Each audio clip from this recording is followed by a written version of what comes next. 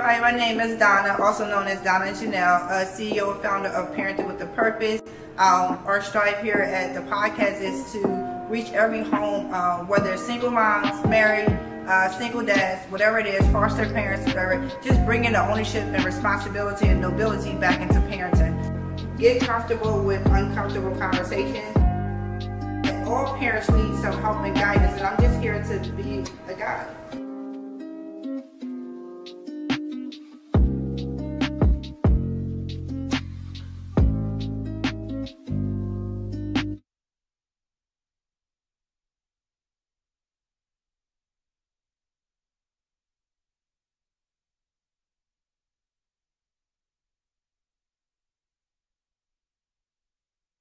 With the purpose, I am your host, Donna Janel, where I strive to bring back the responsibility, nobility, and beauty back into parenting.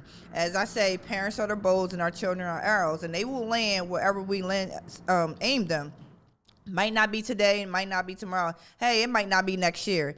I don't even know when they're going to land, because right now I'm trying to figure out when my children are going to land where I aim them. But eventually they do land wherever we aim them, right? As long as we're putting those things in them that we need to, giving them the tools to be able to be successful in their life, whatever success means to you and your family.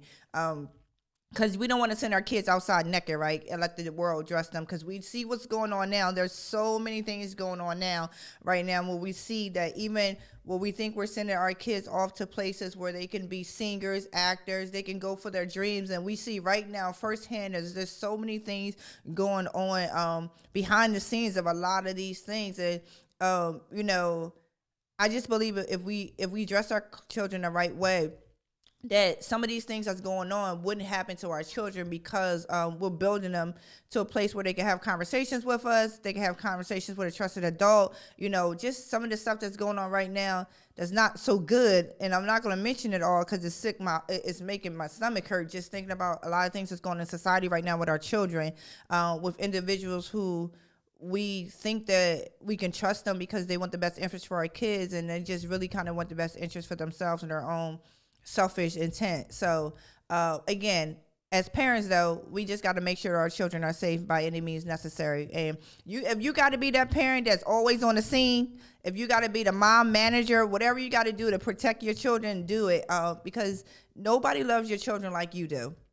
And nobody wants to protect your children to the level, will protect your children to the level that you do. So just wanted to talk about that for a second, because there's a lot going on in the world when it comes to the entertainment business, whether it's acting or music. There's just a lot of stuff that's been uncovered that these children has been going through for a long time, just to try to reach their goals and their dreams and aspirations. So sometimes, we push our kids so much where they want to become certain things, and we're proud of them, and we're proud of you, and they feel like they got to hold on to some things like secrets, or even if they're uncomfortable in situations, just so they can make us proud. Sometimes these children are really just trying to make their parents proud, so they're not able to express some things that's going on with them, even if they're in an uncomfortable situation. But tonight we're going to be talking about, I thought it was important right now that we talked about so many things this year so far. We talked about, vision. We talked about growth in the family. We talked about nutrition. We talked about breaking generational curses. We talked about dealing with narcissistic parents. We talked about so many things. We talked about fostering. We talked about what it's like for young men being raised by a single mom. We were kind of heavy this year, and we're at the end of March, and we were kind of heavy. So I wanted to go back though. I wanted to talk about morals, values and morals, because a lot of things that we see what's going on with our children, it kind of stems back from the household of what do we believe, how are we exemplifying what we believe, right? Our morals and values, because I feel like if you don't stand for something, you're gonna fall for everything. Right? The old saying, if you don't stand for something, you'll fall for anything. But I'm telling you, if you don't stand for something valuable, something important, if you don't have a great foundation, you're going to fall for everything. I mean, you're going to be tossed to and from with every wind. You're not stable. It's just a bad thing if we don't stand for something. And what happens with that is that it triggers down to our children, right? If they see that we don't have any values or any morals, then they're in this world without values and morals, and then they start having children without values and morals, and we're just adding more chaos to the world. Our job as parents is, which we have, parenting is like the number one job, and I can honestly say it's the best job. It's the hardest job. It is the hardest job. Well, wait, hold up. I said I'm not going to say hard anymore, right? It is one of the most challenging jobs out there, but it's so rewarding. It has it has ups and downs, ins and outs, but at the end of the day, to be responsible for raising and help nurturing a child to grow into this world and society to just make a great impact. It's a gift. It is such a beautiful gift.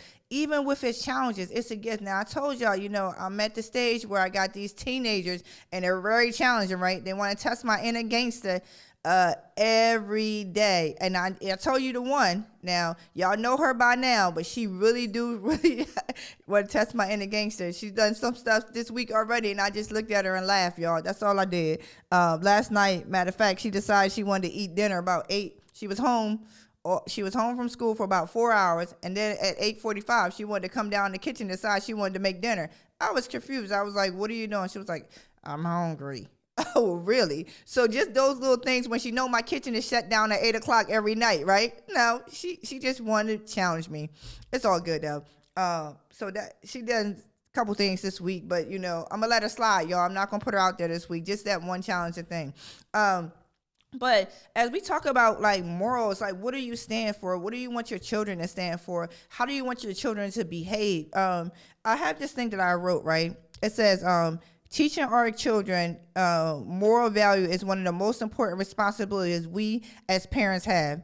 In order for our children to act morally, they need to know what's good and care about the good and practice doing the good. So it's not like we're just teaching them by saying, listen, this is what I need you to do. This is how I need you to behave, but we're exemplifying before our children so that they can pick it up, they can grab it, and they can say, okay, this is what you're saying, this is what it looks like, right? It's really about being an example for our kids, and then also how we treat our kids is how they're going to treat other people, right? Other adults or other kids. Sometimes I wonder, I'm like, who raised you? Sometimes I see some adults, and I'm like, who raised you? Because just the way that, in the manner that people talk to each other, the level of disrespect that people have for each other, it brings me great concern about, like, what's going on in your life? Why do you have to treat people this particular way?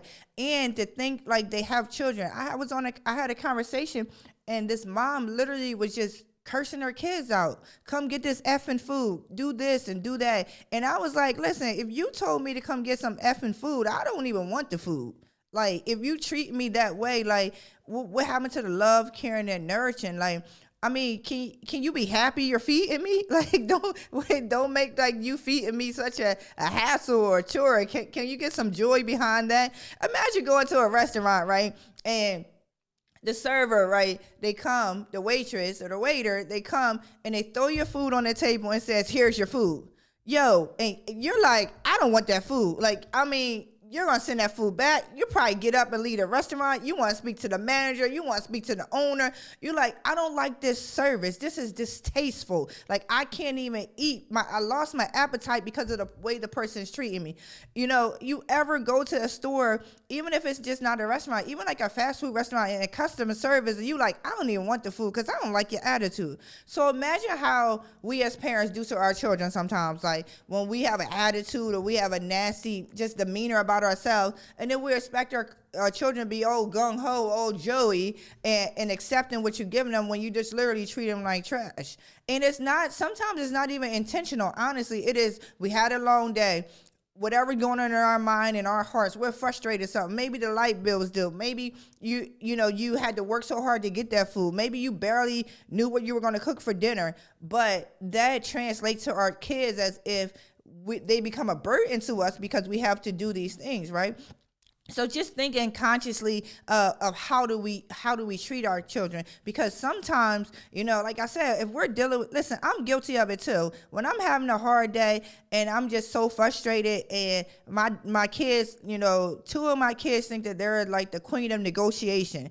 Everything is a negotiation. Go turn the water on. I got 20 stories while that water was on, but I didn't ask the 20 stories, right? But they think that they're queen of negotiation. So sometimes I get a little short with them and I get a little frustrated, like, I don't want to hear it. Just stop talking. Stop talking. And I don't say it the best way, though. I don't say it nice and I don't say it kind because, one, I'm frustrated. Then I already had this long day. And all I'm simply saying is, I'm going to need you to, next time, just make sure the water is off because, you know, we do pay for water. Well, I pay for water around here. And I don't want to hear this extra stuff. So sometimes I'm very short with her.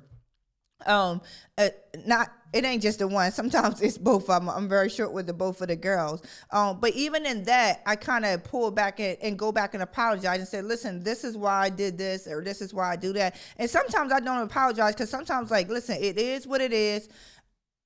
It is what it is. I don't even have to explain to you. I said it. That's it. Because some things it's just I said it and that's it. I don't mind, you know, children having an opinion, everything, but sometimes that's just it. Enough is enough, especially when you want to go around a circle 20 times, and I just don't. I can't sometimes. So that's what I'm talking about when we talk about morals or behaviors and things like that. Really exemplifying what our children need to see. You know, I'm gonna read this because I have this on my wall in my house. And it kind of, years ago, I seen this, probably about a good 15 years ago or whatever. And it says, be careful of your thoughts because your thoughts become your words. Be careful of your words because your words become your actions. Be careful of your actions because your actions become your habit. Be careful of your habits because your habits become your character. And be careful of your character because your character becomes your destiny. That is powerful right there, right? Because that makes you stop, look, and listen. Remember when we were younger, they were like, stop, look, and listen.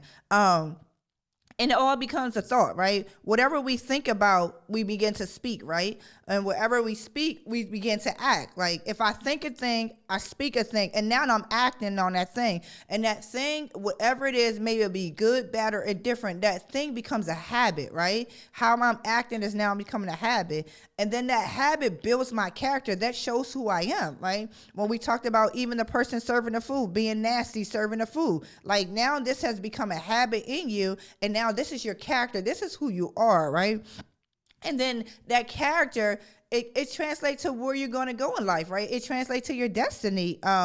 You know, there's a saying where I said, a couple times on the show before, I talked about one of my daughters, right, where I said that she had an opportunity to go to California to be an actress. She, you know how we do like the different stages, like American Idol, like you get voted, you do this and do that. She had a great opportunity, maybe about 2 or 3 years ago, and she had went to each level, right? She was doing phenomenal. She was acting. She had professional coach people from Disney, Nickelodeon, like people that was in like the guy that was in Spy Kids, like she really had some great coaches, right? And she was ready to go. Listen, she was ready to go to California. They already was paying for her to go to California. I was going to go out there. She was going to literally be out there for a week, right? And she had the opportunity to be auditioning for sitcoms. She had the opportunity to, and not only for just acting, they wanted her to model as well, right? She had all this opportunity. I was so happy for her because it's something that she likes to do, right? Because she do local acting now. Man, but after I prayed about it and really just watched her and talked to her, and I realized her character was not straight, I was like, no. And that was like one of the hardest decisions as a mom because we have to make some unpopular decisions. And I was like, I was so gung-ho for her to go. I was so happy. I was celebrating her. But after watching her and just, warning her about her behavior and things like that, and realized that her character was not where it needs to be. Now, we know that our children are still growing, right? But I thought about it. If I send my daughter out there to California and her character is not solid, even at her age, that she's going to get into that entertainment world, right? And all types of stuff happen. You know what happens. They have drugs, alcohol, sexting, all this crazy stuff will happen. Now, first of all, I was going to be there as a mom manager anyway, but I felt like I was going to be fighting a battle. And I just didn't want to do that. And I didn't want that for her. I was like, listen, as you continue to grow and mature, there will be plenty of opportunities. Because imagine like you teaching your kid, right? And they're doing all these great things that we're giving them all the accolades, but they get in the room and because they can't stay in the room because of their character. They're treating people nasty. They just being not a good person, right? So, you ever see these professional people, whether it's actors or sports figures or whatever, you ever see them do so great in their talent, right? They're really great playing basketball. They're really great playing football. They're really great. There's the bomb actor, right? The bomb actress, right? You like, oh, they got it all together. And then when you realize, once they start speaking or once you start hearing about some things they do, and you like, that is nasty. That is a nasty character. Like, the character of that person is nasty. And then you start thinking about, you don't want to watch no more things that they done. For example, the R&B star that's in jail for having sex with minor age children, right? Had some great hits, man. There was some hits I was listening to, right? I grew up on these hits. My mom used to play the album all the time, right? She used to play it. I used to sing it. Even as a younger adult, I used to sing it. But once this stuff came out about what this person actually does outside of the music industry, just who he is on a daily basis, just his character, I could no longer listen to his music. Now, we might say, well, what does that have to do with his music? It has a whole lot to do with his music, because I don't want to support anybody whose character is like that. Right, having sex with minors and forcing minors to do all these different things. Like, I don't want to be associated with anybody like that, right? So his talent was great, right? He was a great musician, great artist, but his character could not keep him in the industry. Why? Because of his behavior, right? Because he can't stay there. Now he's in jail. I think he served, like, he's doing 30 years, right? But that's what I'm talking about. Like, you could build your kid up to be the best basketball player, the best football player, all these things. And even yourself as a parent could be the CEO of a company. You could do all these great things, right? But then your character is shot. It's nasty. And it's not going to keep you elevating. It's not going to keep you growing. So as parents, our job is to make sure that we are displaying good character, that we're putting good stuff in our kids. And the only way that we're going to do that is, right, if we're displaying good character, if we're walking the walk and talking the talk, like if we're doing it ourselves. Because kids don't just listen to what you say, they watch you, right? So I wanted to go over some morals, like, and it's, I pretty much have a list here, but it's however you want to do in your house, whatever this means to you, but just something to provoke us thinking about how we should behave and how that translates to our children. Because we keep saying that this world is crazy and these kids are out of control, but honestly, if we go back to the root of it, a lot of the times it's because parents are out in control, and because their parents were out in control, and their parents were out of control, their parents. So it has to stop somewhere. So I feel like at this time in the season that we're in and the world that we're living in, that our children really do have a promising future if we get it together as parents ourselves. If we start to invest in ourselves as parents, if we start to and then invest in our children. So it's very important that we do a reality check, a self-evaluation for ourselves, and say, okay, I don't like how that look. I don't like how that smell. If you don't like something smelling right, you're going to fix it. The same thing, if you don't like the way something looks, you're going to try to correct it, right? So we're going to talk about this. So one of the morals, so here it is. It says, what virtues does your family most value? Like, your values guide your decision. Your decisions determine the quality of life. So here goes some of them to consider. So when we talk about acceptance, right? What is acceptance? Because these are the things that we want our children to display as they grow, right? Acceptance, it says an objective attitude towards another idea, practices that differ from our own. Basically, is that learning to accept people for who they are, right? Not saying that you have to always be in connection with people if you don't like, their character or things like that. But really accept people for who they are, whatever gender they are, whatever race they are. A lot of times when we talk about accept people who they are, we always talk about kind of like race, right? But I think it goes deeper than that. It goes gender. It goes whatever ideas that person like, whoever that person is, like, accept them. And one of the ways as parents that we could teach our children acceptance is how we accept our children.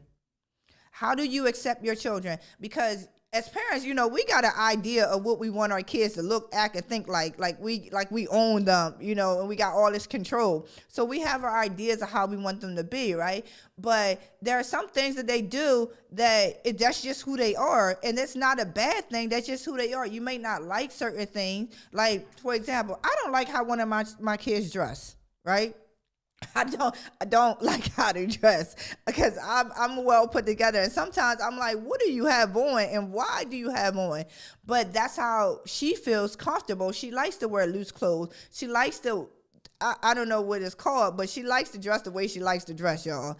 And I found myself criticizing her a lot because I'm thinking like, that's not what I want you to wear. Now, it's not like she wearing no scandalous clothes or nothing crazy and not wearing all black and all this other stuff. She's not doing that. It's just that her style is not my style.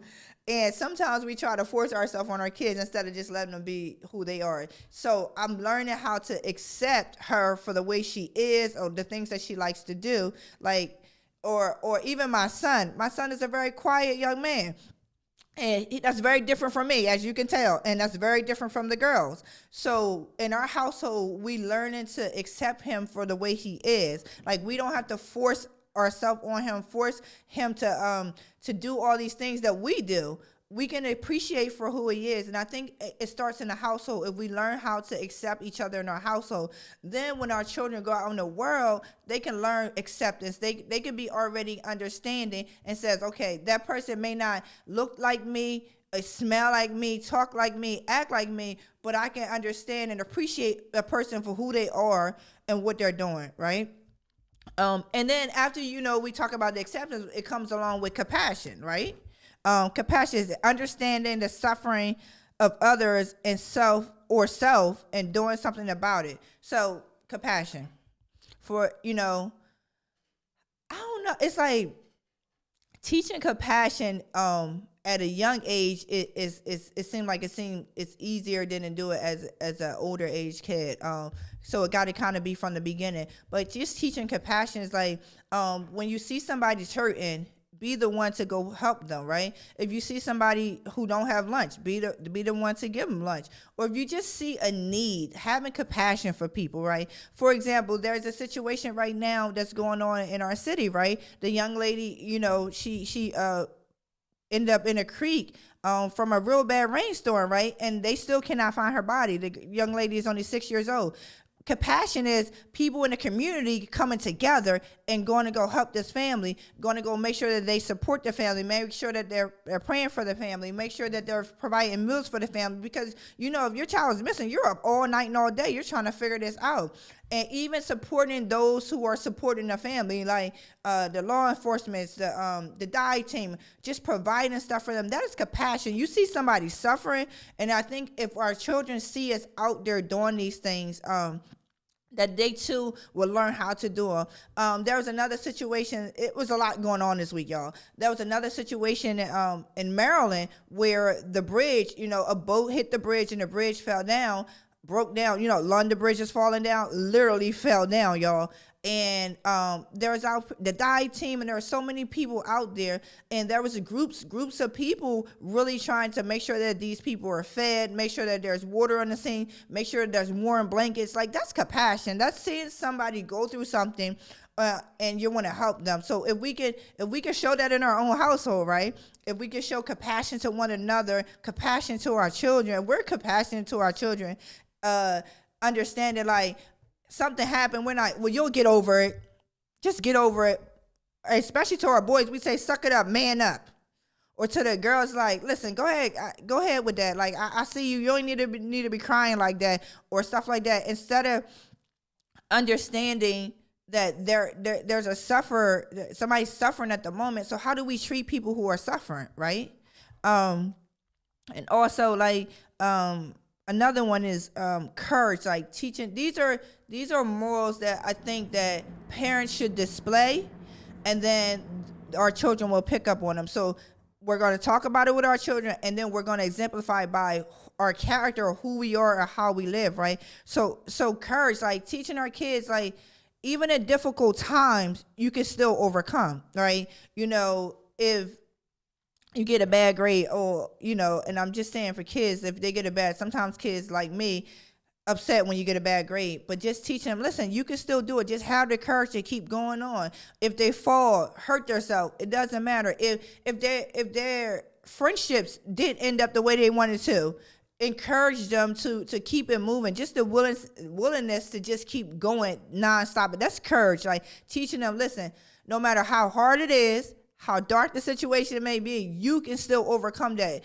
And the best way to teach these children is life situations. I think everything is a teachable moment in your household, whatever's going on. Even if you're having a rough time, showing your children that you're overcoming some things. For example, I had back in 2020, I had 3 strokes, and my children was able to see my courage and willingness to keep moving forward no matter what. Now, they didn't want to see their mom like that, and I didn't want to be like that, but they actually got to see me keep moving forward, even when I couldn't walk, trying to walk. So just showing our kids that the courage just to keep moving forward no matter what.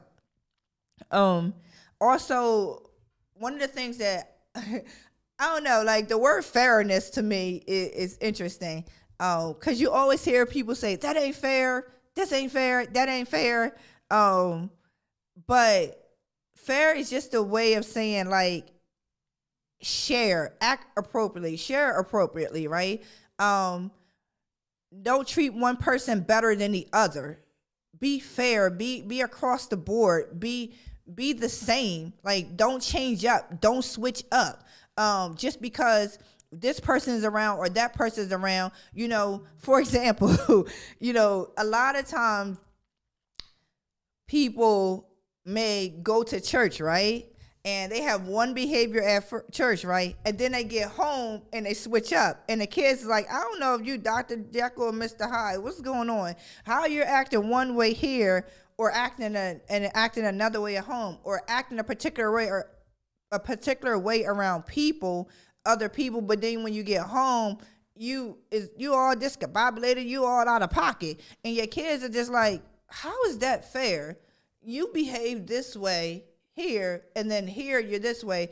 So it confuses our kids of how they should act as well, how they should to be like, it's okay to switch on and off or be double-sided.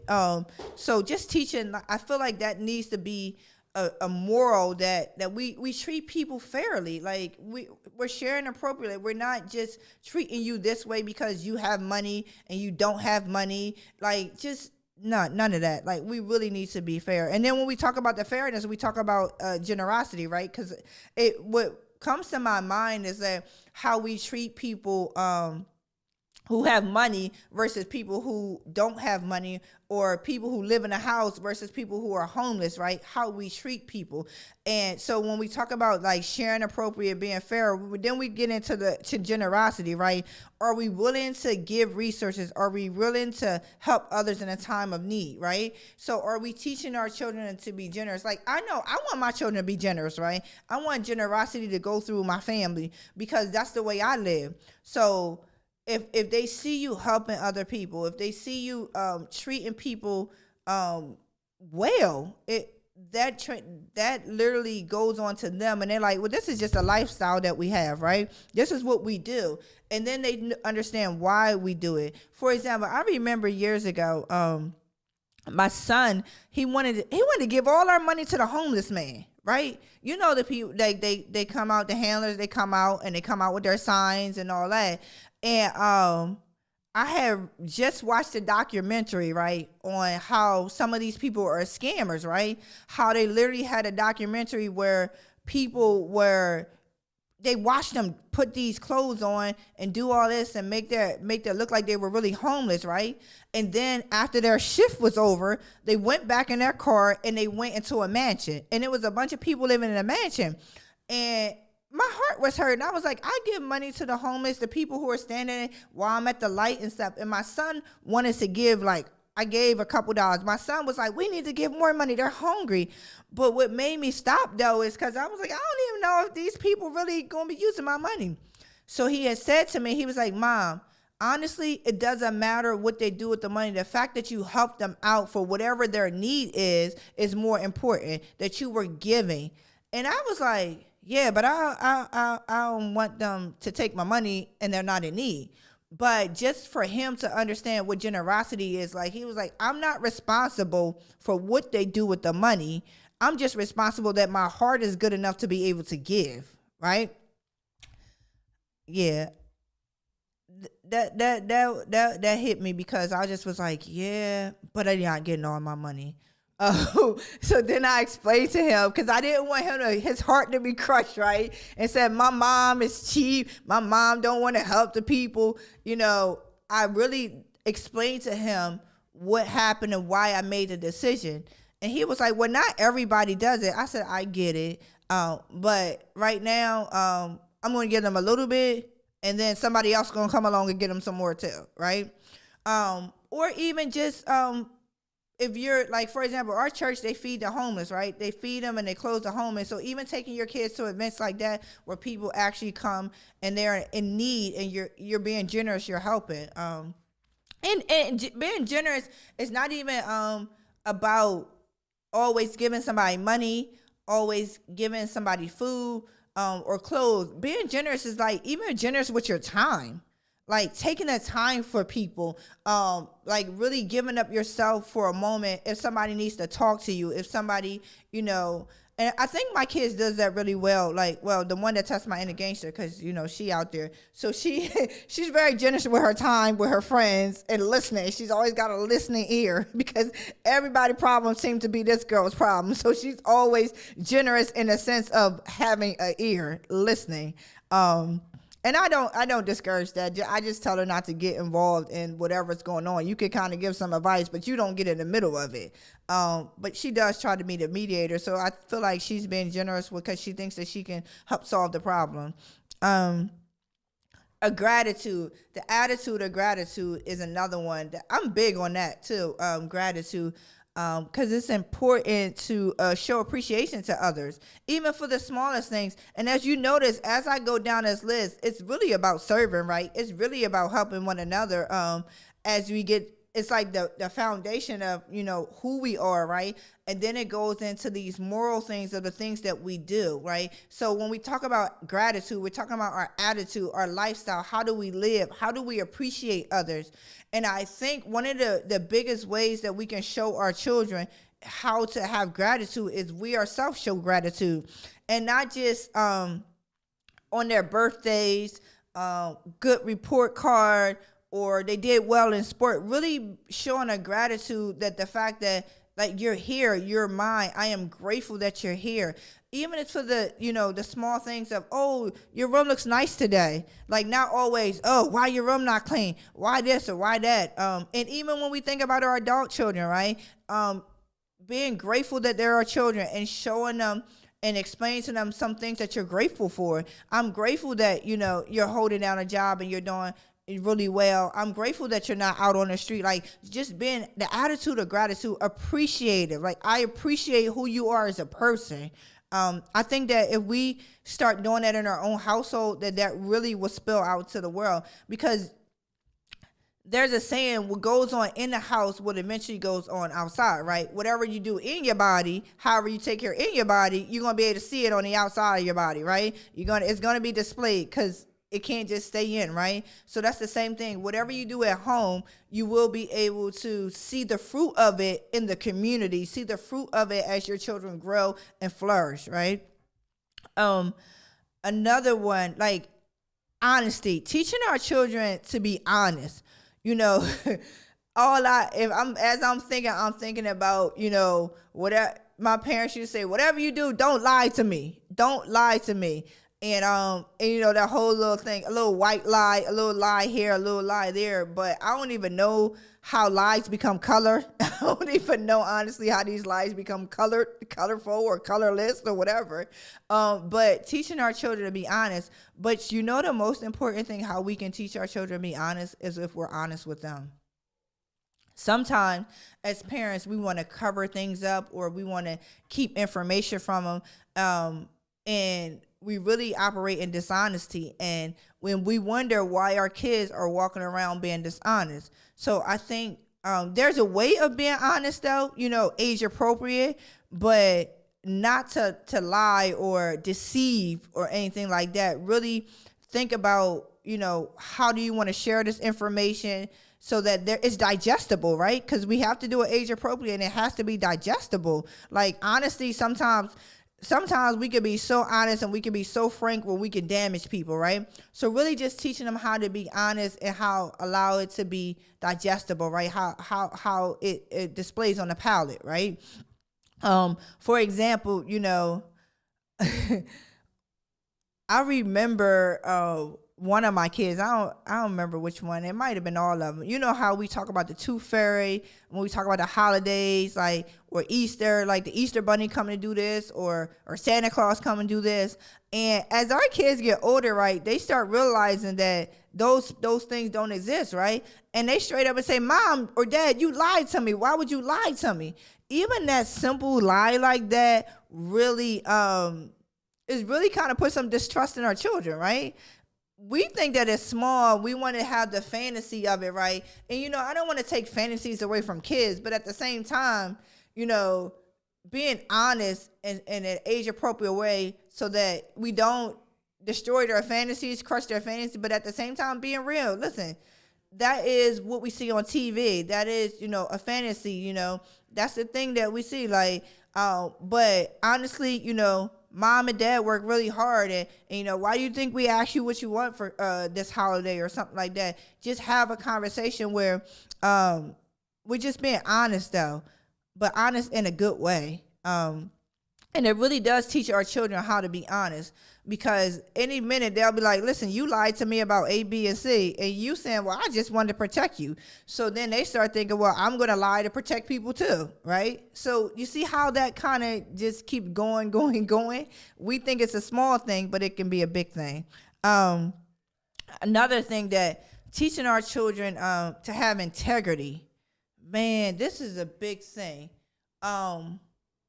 I think integrity goes along with character, right?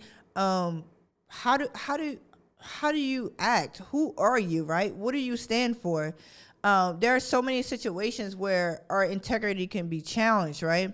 And again, I'm talking about really making sure that we are displaying these morals in our house, and our children know what we stand for, right? Our children know it because they see it in us, and then we're also explaining to them integrity. Like, what is integrity, right?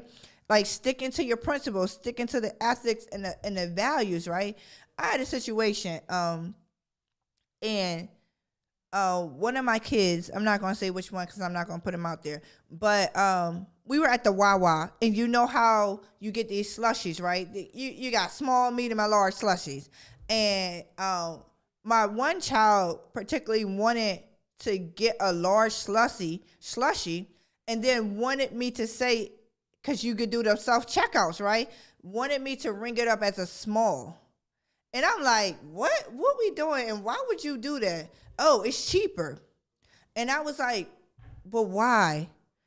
Like, I have the money to pay for the larger one. Why would you want to pay for something that you didn't have? Like, I just couldn't understand the whole thing. So I did an integrity lesson there. I said, listen, it's, integrity is doing the right thing even when somebody isn't looking. It's like who you are. What do you stand for?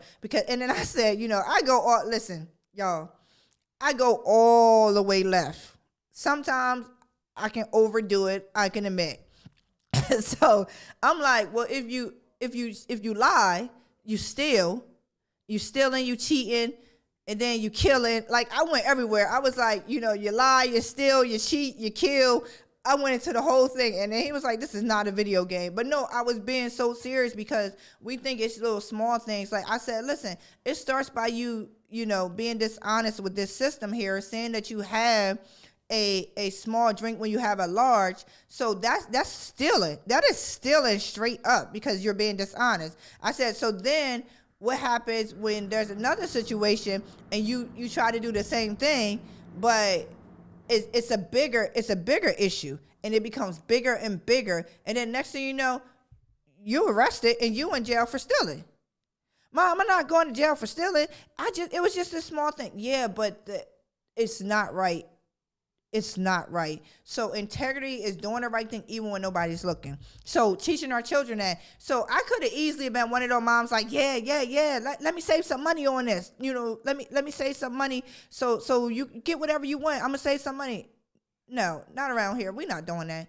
Even if I didn't even have the money, first of all, if I didn't even have the money to get it, I wouldn't even be in the store getting it, right? If I only had the money for a small, you would have been getting a small. The fact that I let you get a large showed you that I'm good. Like, I don't need you to try to save me money. It's just dishonest. So teaching our children, not going along with it. Because sometimes as parents, like, we like, oh, it's just a small thing, it's a small thing. But really, that's teaching them how to have good integrity. Like, listen, don't do that. Now, he's never done that. They never did that again with me, because I was just like, no, I don't know what they do when they're not with me. But I'm hoping, and my prayer is that because I took a stand and said, nah, we don't do that around here, that they won't do that, or they think about what I said. What else? Respect. Y'all know I'm big on respect. I talk about respect every week, right? I talk about respect, man. Something about respect just it gets to me. And I'm learning for not to say everything is disrespectful because I don't like it, right? That's one of the things, that's one of my flaws, y'all. And that's one of the things I'm working on, even in as parenting, because I'll be thinking, like, when my kids do something, that's disrespectful. If you come in the house and put your shoes in the middle of the floor, man, why you gotta be so disrespectful, right? Like, everything to me is, I take as it's against me and it's disrespectful. So my kids be like, Mom, how is that disrespectful? And here I am, because it is. I can't believe you just listen, I cleaned this living room. I go into that whole cleaning thing and feel disrespectful when my dishes not done and stuff. But teaching our children to be considerate and respectful is important.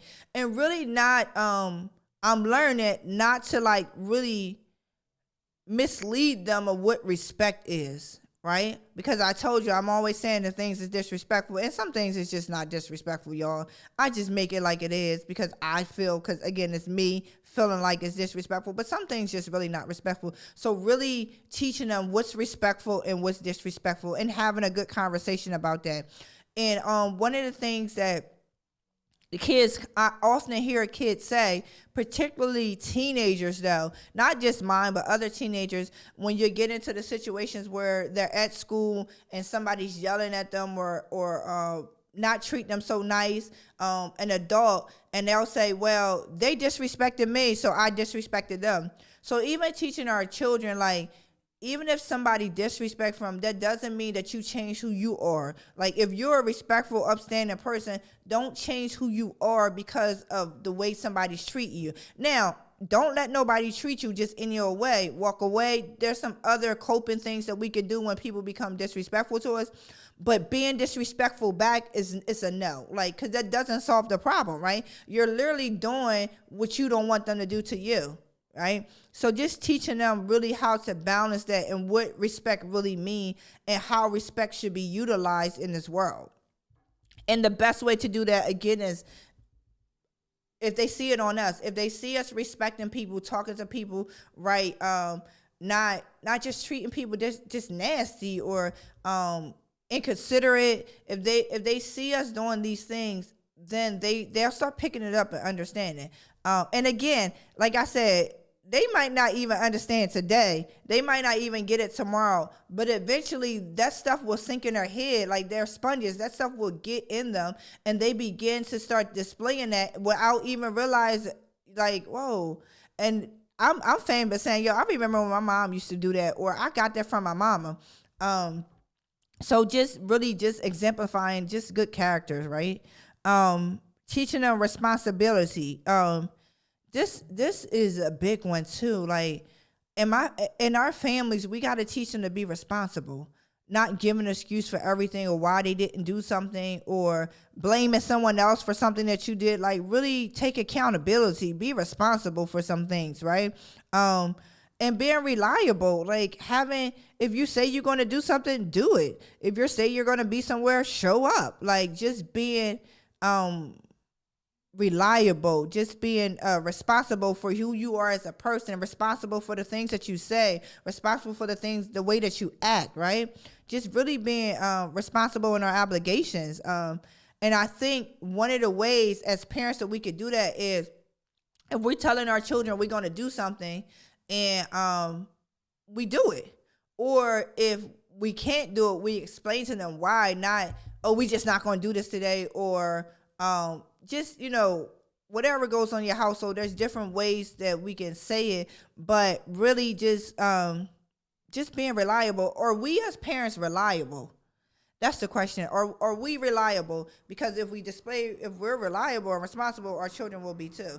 Because you can't grow up in a house and you have all these things, and then you go out in the street, you start acting a fool. Now, you might try it a little bit, but because something that is ingrained in them or ingrained in us, like, that won't last for long. That's like water that just goes away. That evaporates because you have something deeper. There's a substance that's deeper within you.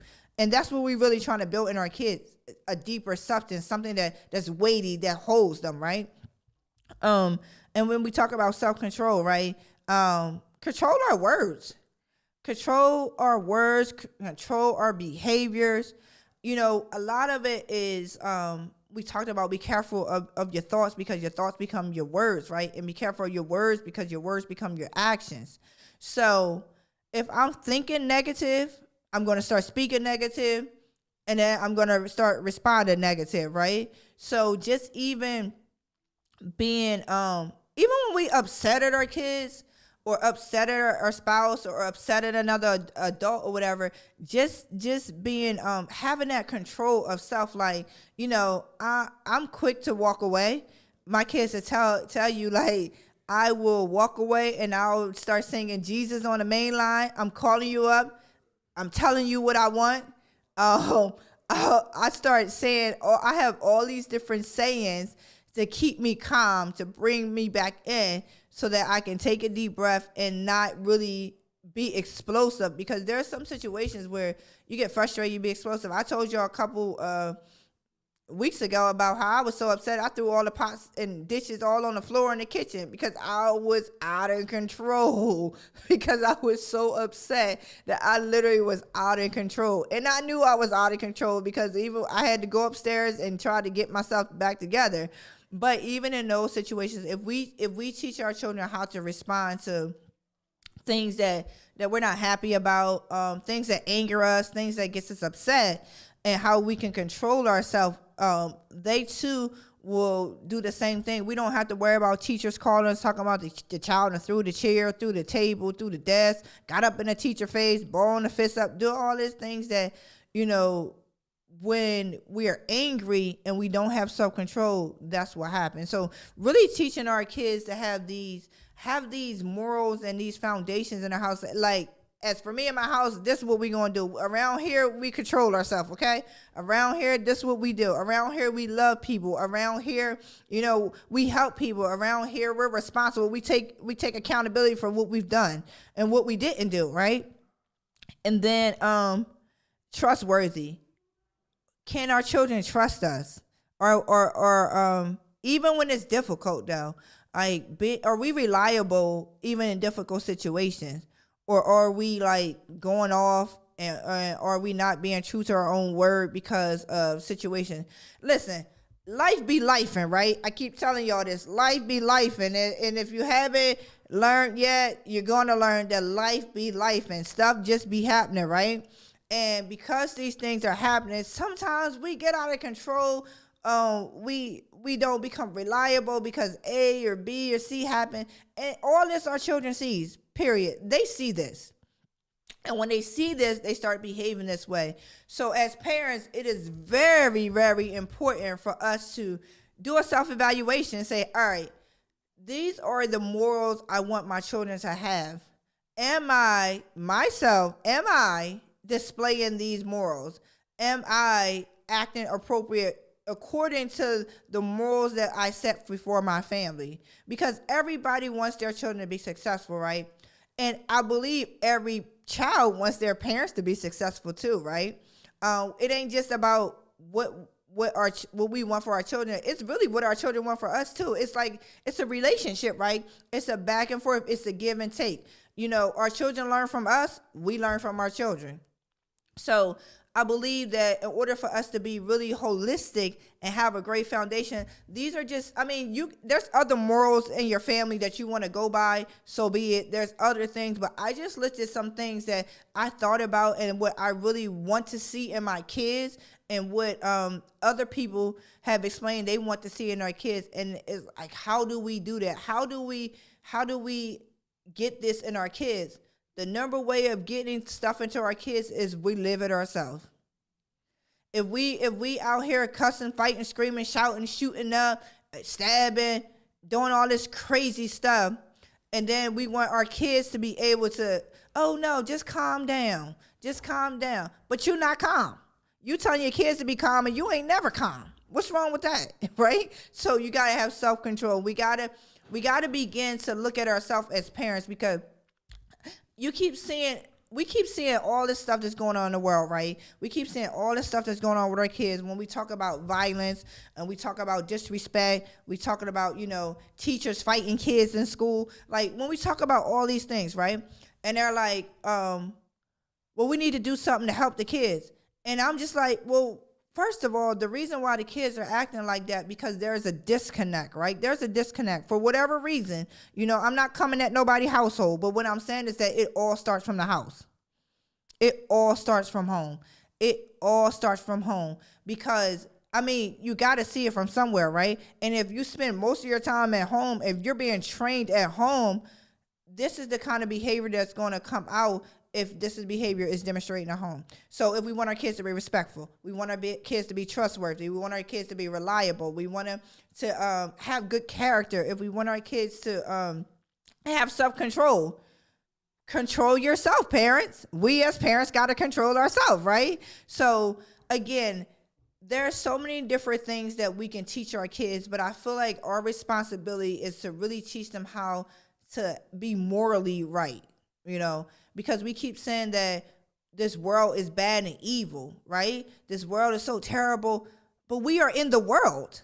It ain't like, the world is just here by itself. We are in the world. So that means that we are displaying some bad character. We are displaying some evil. We're displaying things that we keep talking about. It's the world, as if the world is just literally separated, that we don't live in the world. But one of the ways to help the world is to help our own household. Teach our children how to live right, how to act, how to think right. Teach our children how to think positive, how to think about what type of coping skills do I need so that when somebody does something to me, I don't have to be angry. Like, teach these things in our own household, and then that will trickle down into the world. Because if every household really take a look at the household, if we all take a self-evaluation of our household and say, okay, these are the things I'm seeing, these are the things I don't want to see, and these are the things I'm seeing, so how do we readjust, right? Reconstruct. How do we get there? And one of the ways to get there is really looking at ourselves as parents. So that's all I have for you tonight. Again, this is Donna Janel with Parenting with a Purpose, where we strive to bring back the responsibility. We talked about responsibility today. We talked about being noble, right? Nobility, responsibility, nobility, and beauty into parenting. Now, I said a lot tonight, but parenting still is beautiful, right? There's some things that we gotta make sure that we get in line so that we can have our kids to be successful, and we gotta take responsibility for it. Period. We're in charge of our kids, right? We don't own them, but we're in charge of training them and allowing them to grow to be successful. So again, we are the bows, right? We're the bows. We're there standing, and they're the arrows, and we're pulling them back, and we're sending them forward to be able to do whatever they need to do to be successful in life. So again, Donna Janel, Parenting with Purpose. Thank you guys for joining me tonight. We'll see you back next week.